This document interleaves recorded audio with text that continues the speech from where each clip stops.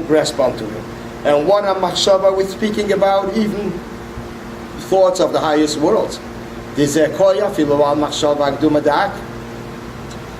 the world, which is Ak, Adam, Kadme, which are the blueprints of the whole chain of creation that follows, has no access to higher, to its essence. How could they draw down the essence here in this physical world? It will be understood based on what is explained in the series of discourses in late 1938, and actually in that year the Frierdiker Rebbe saw the situation, the war that broke out in summer 39, and the Frierdiker Rebbe, there were different times the Frierdiker Rebbe was dropping different lines. I mean, it was very, it was something that beginning of the year the Frierdiker Rebbe said that year, when they said it should be a good year, the Frierdiker Rebbe said it will be a good year. In other words, not only it should, but a verdict, it will be a good year. How he wanted to bring down, in a physical sense, the blessing at the beginning of the year. The reason that the Jewish nation has the potential to draw down the essence of the Almighty moving al pi madisa b'zeyar is based on what it says in the Zeyar.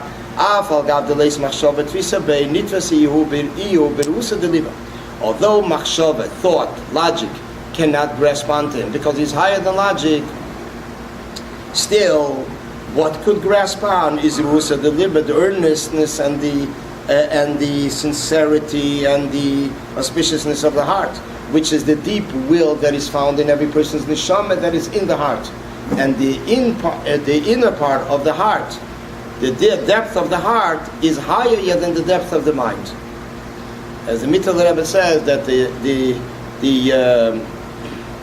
a sense, an intuition, a certain feeling in the heart, when a person has a certain feeling in the heart, it is something which is deeper yet than the mind. And therefore it says also, interesting, how Rashi bases an explanation in Rashi, in Parshas Tetzaveh, when it speaks about the Ephod, he's trying to figure out the Ephod, he says, V'libi emerli. He's learning with a Bechomish Lemikra, with a 5-year-old child. He doesn't bring any raya, he brings rayas that there's Noshim, Rechveis, women riding on horses, and this is where he saw the apron, the chula, and the different, the uniform, how they were riding. But Libi Emeli, the final thing is, my heart tells me, which means basically that it's al derech like the Rambam says, Yirali, it seems to me. So this is basically, sometimes it's a derher, it's a certain sense. In Yiddish the word is derher, and there's no English word that can translate. Derher means like a deep message. The berusa the liba the neshamas Yisrael nitvas pchinas atzmus.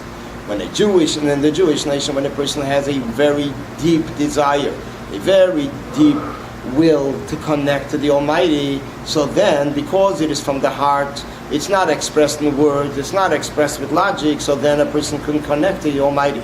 It says there are two different levels in Rusa de Liban, this deep desire and will of the heart. One Rusa de Liba is a will and a strong will. Rusa means rotzen, really. Will. A will of the heart that is based on logic, intellect. And the second level is a level of rotzen, of will, that comes from acknowledgement, which is higher than seichel, higher than knowledge, than intellect. It is acknowledgement. Aha! He realized.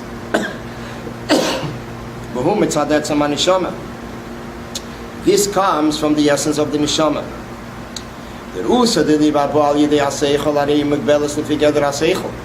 When we speak about a will that is based on logic, since it is based on logic, so the logic feeds it, and the logic nourishes it, and the logic ignites it, so therefore it's limited according to the logic. A will that's higher than intellect, that comes from the essence of the neshama. It reaches on till atzmus, till the essence of the Almighty, and it draws it down here lamata. It draws it down into this physical world. Mevayer Shom, and the previous Rebbe explains, Shaberusa de Libe Shemetzad HaKorah, Gufa Yesh Beis Inyanim, the Rusa de Libe, the will, the deep will and desire in the heart of a person that is based on recognizing and acknowledging and recognizing. There's two levels. That a person recognizes himself.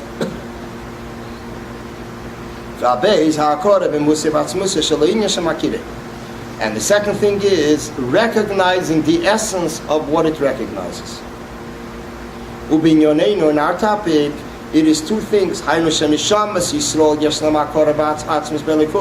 The Jewish souls have a essential, genuine recognition in godliness, and the recognition isn't twofold. Aleph, it recognizes itself, that its essence comes from the Almighty. It is part of God. Part of His essence. The recognition in His essence, it recognizes that it's Him, the essence, and there's nothing else besides the essence, besides the Almighty. Like it says that Avraham Avinu was 3 years old when he recognized the Creator. Ekev means 172. That it was 172 years that he fulfilled everything. But he lived 175, so the answer is he started to recognize the Almighty by 3 years old. Ekev Gematria Kufayim Beis. The numerical value of the word Ekev is 172. That is one of Avram Chai Kufayim Heishana, and he lived 175 years. The Nimtza Shehiked as Beirei Begil Gimel Shana by 3 years old. So the Rebbe says, "Vari Begil Zein Shaykh in Yerusa Deliba Al Piseichel." By 3 years old, it is not appropriate. A person should have a deep desire for the Eibush, the Yerusa Deliba, like to cling to the Almighty. Ki ima akora atzmis mashe benishama yesh akora belikus. It is only a natural, a genuine recognition that the neshama recognizes godliness. Umizehu harusa deliba. And from this comes the deep desire in the soul of a person. Umeakarazu hine ekev ashashama bekeli. From this recognition, from this foundation, this became the foundation for the 172 years. She'ovad avidosi berusa deliba b'meshach kol yimei chayav. He worked his whole life with Rusa Deliba, clinging to the Almighty, serving the Almighty with Ava, with love. It's interesting because in the Yom Yom that we're going to have in 2 days, the Rebbe quotes from a letter, I think, from the previous Rebbe, that there's two different sayings. This one is that a person recognizes, a Yid, a Jew recognizes godliness that's higher than understanding. And the second thing is a Jew cannot tear himself away from godliness. Can you sein abgerissen? Nicht kann, nicht will, not that he could or not that he wants to be torn away from godliness. So the answer is both go together. Because he recognizes the union of godliness that it's higher than understanding, so therefore he cannot and doesn't want to tear himself away from godliness. Which means basically one is connected with the other. From this Maimer it comes out the same thing. That first there's a recognition, and from that recognition, he comes to Rusa Deliba. He comes to serve the Eibush, to have this deep connection. From Avram it came down to every Jew. Is this essential, this recognition, this of essence. That is higher than understanding, because it's not logical. It's just like he sees and right away he recognizes. That's why it says Bichlal that that's the union of Zikaron is connected with Chochmah. Why is Zikaron connected with Chochmah? It says the 4 parshas of Krishna are basically Chochmah, Bina, Chesed, and Gvura. Kadesh is Chochmah, which are the 2 parshas that we say later. Kadesh, Nikol B'Cheir. Vayikri B'Yacho is Bina. Then come, and before that we said in the Shema, we said Shema B'Hoyim Shameya. Shema is Chesed, this union of love of Hashem, V'Haftes Hashem, love Him and do His fulfill His commandments. And B'Hoyim Shameya is the union of fearful of Him. This is basically the union of Yira. So Chassidus explains, why is Ikorim connected with Chochmah? Because Ikorim is not something that a person has to learn to remember. In order that a person should retrieve from their memory cell a certain thing, there's a sgula for it, which the Rebbe mentions in the Sikha and the Kutusichas Chelik Aleph. A person picks up the head that helps them to remember, because that's the vein that works then. But it's not a union of exertion that a person has to work. What is the reason for that? Because the card is the union of Chachma. Chachma, there's no delving into something. It is just one dot. It is a lightning strike. When does one begin analyzing something from all directions? It is the union of Bina, analysis. So therefore, Chachma is yet before everything.